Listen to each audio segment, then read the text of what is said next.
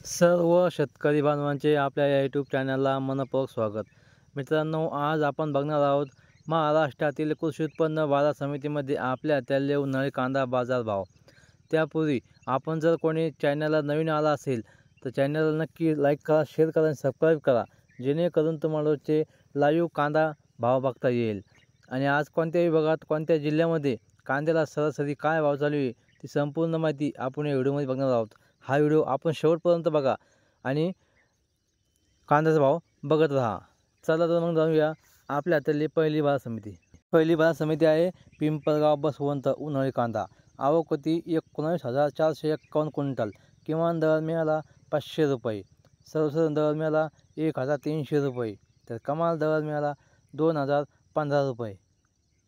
पुढची बाजार समिती आहे सटाणा उन्हाळी कांदा। आवक होती 13,851 क्विंटल। किमान दर मिळाला 150 रुपये। सर्वसाधारण दर मिळाला 1,150 रुपये। तर कमाल दर मिळाला 1,575 रुपये। पुढची बाजार समिती आहे चांदवड उन्हाळी कांदा। आवक होती 11,135 क्विंटल। किमान दर मिळाला 470 रुपये। सर्वसाधारण दर मिळाला 1,300 रुपये। तर कमाल दर मिळाला 1,540 रुपये। पुढची बाजार समिती आहे लासलगाव निफाड उन्हाळी कांदा। आवक होती 6,780 क्विंटल। किमान दर मिळाला 500 रुपये। सर्वसाधारण दर मिळाला 1,280 रुपये। तर कमाल दर मिळाला 1,400 रुपये। पुढची बाजार समिती आहे लासलगाव उन्हाळी कांदा। आवक होती 16,026 क्विंटल। किमान दर मिळाला 651 रुपये। सर्वसाधारण दर मिळाला 1,325 रुपये।